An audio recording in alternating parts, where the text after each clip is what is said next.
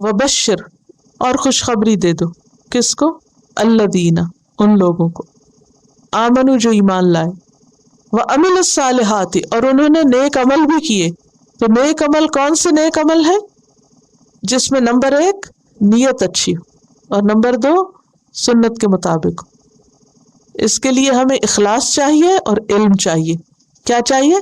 इखलास और इल्म अमल साले के लिए, क्योंकि जब तक इल्म ना हो इंसान अमल नहीं कर सकता। इमाम बुखारी ने अपनी किताब में एक बाब बांधा है, अल इल्मु क़ब्ल अल क़ौल वल अमल, बात और काम से पहले इल्म जरूरी है। आप कोई बात करें वो सही है या नहीं, तो इसके लिए क्या मेयार है? इल्म होना चाहिए ना आपको। जो आप किसी को कुछ बता रहे हैं, अगर आपके पास इल्म ही नहीं तो हो सकता है आप गलत बता रहे हो। तो मुंह से जो बात निकालेंगे वो कब इबादत बनेगी? जब वो इल्म के साथ कही जाए। जैसे नमाज हम कैसे सही कर सकते हैं? जब तक हमें इल्म ही ना हो। पाकीज़गी हासिल नहीं कर सकते जब तक हमें इल्म ना हो। रोजा रखा नहीं जा सकता जब तक कि इल्म ना हो कि रोजा किसको कहते। हज करना है आपको, कर नहीं सकते जब तक कि आपके पास इल्म ना हो। तो अमल साले के लिए क्या शर्त है? इखलास और इल्म। इल्म किसका? सुन्नत का। और इखलास किसके लिए? अल्लाह के लिए। जब अमल दुरुस्त होते हैं, अन्ना लहुम, बेशक उनके लिए। किन के लिए? ईमान ला के नेक काम करने वालों के लिए। जन्नातिन, बाग हैं, एक नहीं कई बाग हैं। आज किसी का एक छोटा सा गार्डन हो और वो चंद फूल लगा ले तो फूला नहीं समाता, और वो आती है बर्फ तो सब कुछ वहीं दब जाता है। लेकिन अल्लाह के यहाँ एक नहीं कई बाग हैं। बाग के लिए भी मेहनत करनी पड़ती है। दुनिया में भी गार्डन को वक्त चाहिए होता है। जो लोग नहीं वक्त देते उनका फिर हाल देखने वाला होता है, उसमें क्या कुछ उगा हुआ होता है ना फर्क या नहीं? तो इसी तरह आखिरत की जन्नत पाने के लिए कहाँ काम करना है? आज दुनिया में काम करना है, दुनिया में मेहनत करनी है। तजरी मिन तहतिहल अनहार, और उस बाग में चश्मे भी जारी हैं, नहरें भी चलती हैं। और नहरें जिस तरह बाग में वहां सिर्फ पत्ते नहीं होंगे, फल भी होंगे, इसी तरह नहरों में सिर्फ पानी नहीं होगा, दूध और शराब भी होगी। यानी वो सिर्फ देखने के लिए खूबसूरत चीज नहीं। दुनिया के बहुत से बाग तो सिर्फ आप दूर से देख के बस खुश होते रहिए, ना उसमें कुछ खाने की चीज है ना पीने की। अक्सर तो ऐसे बाग होते हैं ना। लेकिन वहां के बाग, उसमें खाना भी है, पीना भी है, बाग भी है, नहरें भी हैं। शराब वहां की जो है, आगे कुरान पाक में वजाहत आएगी कि वो कैसी होगी, उसकी डिस्क्रिप्शन आती है। ठीक है, यानी खमर का लफ्ज आता है। शराब असीर जूस के लिए भी आता है, लेकिन यहाँ खमर का लफ्ज आता है। वो अनहार मिन खमरिन, और खमर अरबी में शराब ही के लिए आता है, यानी जो ड्रिंक है। कुल्लमा, जब कभी, रुज़िक़ू, वो रिस्क दिए जाएंगे, मिनहा, उसमें से, मिन समरतिन, फलों में से, रिस्कन, एहतमाम के साथ जो रिस्क दिया जाता है, यानी उन बागों में फल होंगे, वो उनको दिए जाएंगे खाने को। कालू, तो एकदम उनका रिएक्शन क्या होगा? हाज़ल्लज़ी रुज़िक़ना मिन क़ब्ल, ये तो हमने पहले भी खाए थे। लेकिन वो सिर्फ ज़ाहिरी मुशाबहत होगी। व उतूबिही मुतशाबिहा, कैसे ज़ाहिरी मुशाबहत? उनकी शक्ल, रंग और उसका साइज या उसका टच, वो ऐसे लगेगा कि जैसे वही है जो पहले भी था, लेकिन जब वो खाएंगे तो उनका टेस्ट मुख्तलिफ होगा।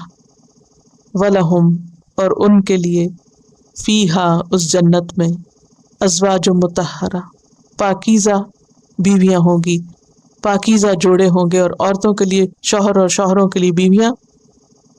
और यहाँ खास तौर पर उनकी जो खूबी बयान की गई है वो है मुतहर, पाकीज़ा, साफ सुथरे, अंदर से भी बाहर से भी, कोई नफरत नहीं, हसद नहीं, बुग़्ज़ नहीं, किसी के खिलाफ कोई दिल में मैल नहीं, खुशी ही खुशी।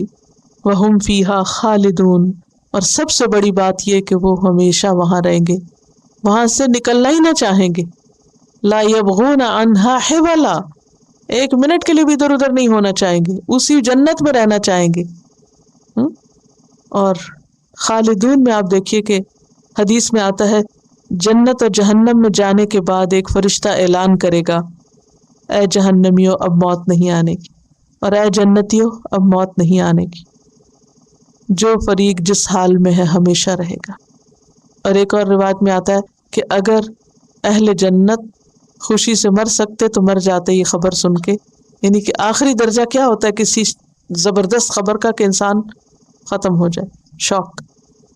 اور اہل جہنم غم سے مر جاتے، لیکن وہاں موت کسی کے لیے بھی نہیں ہے. موت کو ذبح کر دیا جائے گا، ختم. اب ہمیشہ ہمیشہ کی زندگی شروع ہو گئی.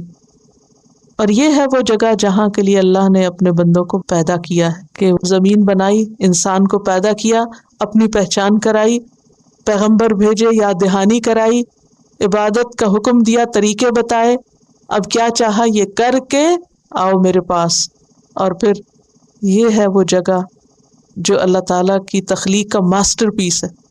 یعنی باقی بھی تخلیق بڑی پیاری، آسمان زمین بھی اسی نے بنائے، لیکن جو سب سے خوبصورت چیز ہے وہ کیا ہے؟ جنت. اور وہ کس کے لیے ہے؟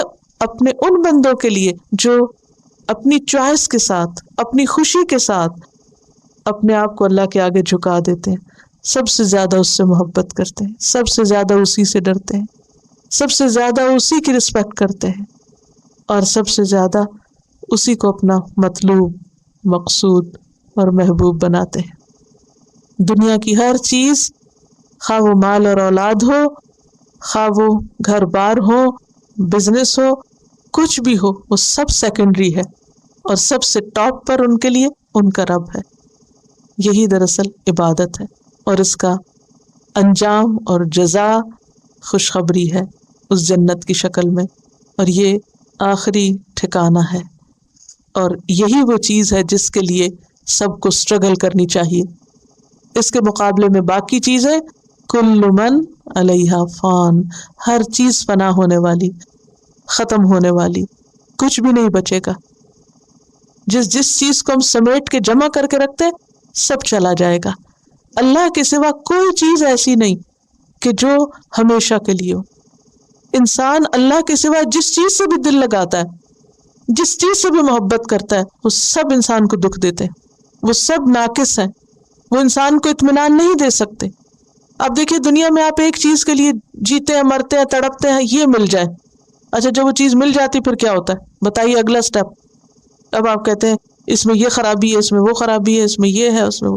دنیا میں کوئی چیز ایسی ہے ہی نہیں، نہ کوئی زمین کا ٹکڑا، نہ کوئی ملک، نہ علاقہ، نہ انسان، نہ مال و دولت کے ڈھیر، کوئی چیز ایسی نہیں کہ جو انسان کو خوشی دے سکے. کسی چیز کو مطلوب نہ بنائے، بس وہ ضرورت ہے، مطلوب نہیں ہے. مقصود نہ بنائے، پرپز آف لائف نہ بنائے. پرپز آف لائف کیا ہے جو ان آیات میں دیا گیا ہے؟ یا ایھا الناس اعبدوا ربکم، رب کی عبادت ہے پرپز آف لائف. اللہ نے اس لیے ہمیں بنایا ہے. اور منزل کیا ہے؟ جنت ہے. اور جنت کی قیمت کیا؟ عمل، ایمان کے ساتھ کانسٹنٹ اسٹرگل، محنت. جیسے کوئی باغ لگانے کے لیے آپ کو محنت چاہیے، جنت کے لیے بھی کوشش چاہیے. بار بار جنت، باغ باغ باغ کا لفظ آتا ہے، اور باغ کا لفظ سنتے ہی کوشش یاد کیا کیجیے، کیونکہ باغ لگتا نہیں محنت کے بغیر. ہم سب سے محنت مطلوب ہے. اللہ تعالی ہمیں اس کی توفیق عطا فرمائے. وَبَشِّرِ الَّذِينَ آمَنُوا وَعَمِلُوا الصَّالِحَاتِ أَنَّ لَهُمْ جَنَّاتٍ تَجْرِي مِن تَحْتِهَا الْأَنْهَارُ كُلَّمَا رُزِقُوا مِنْهَا مِن ثَمَرَةٍ رِزْقًا قَالُوا هَذَا الَّذِي رُزِقْنَا مِن قَبْلُ وَأُتُوا بِهِ مُتَشَابِهًا وَلَهُمْ فِيهَا أَزْوَاجٌ مُطَهَّرَةٌ وَهُمْ فِيهَا خَالِدُونَ.